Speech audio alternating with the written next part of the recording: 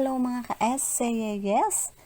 Trending na nga ngayon ang ginawa ni Catherine Bernardo na pag-unfollow sa Instagram account ni Daniel Padilla.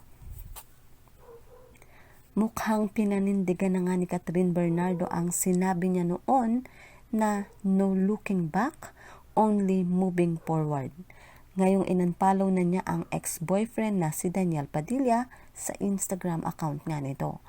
After ng 1 buwan at kalahati, marami ang nagulat dahil marami pa rin sa kanilang mga fans ang umaasa na tatanggapin pa rin itong si Catherine, si Daniel Padilla, lalo na nang nakita nga nila na magkasama ito sa wedding ni Robby Domingo.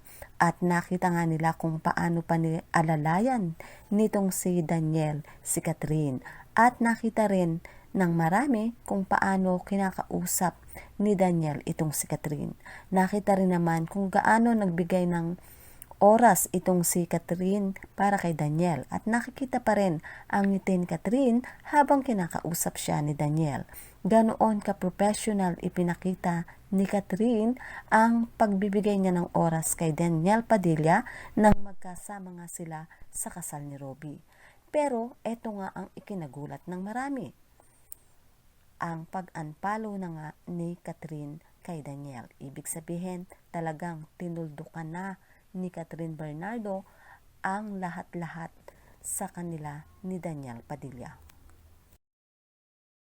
At nagbigay din ng isa pang hint na talaga namang wala ng pag-asa na tanggapin pa ni Catherine itong si Daniel nang i-like nitong si Catherine ang post ni Mark Salamat na isa sa kanilang mga kaibigan ni Daniel.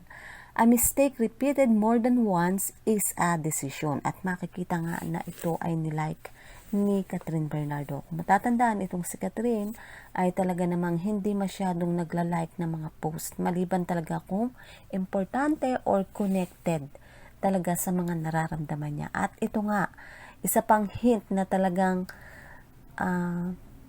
move on na itong si Catherine. At dito nga makikita na sinasabi na yung mistake na paulit-ulit ay talagang binibigyan na ng desisyon. At syempre, alam ng marami kung ano ang naging dahilan ng pagkakabreak ni Catherine kay Daniel. Hindi man nila inamin at hindi man nagsalita itong si Catherine, pero lumabas nga ang mga balibalita tungkol sa pag-cheat nitong si Daniel kay Catherine. So mga ka-SCAS, ano ang masasabi nyo?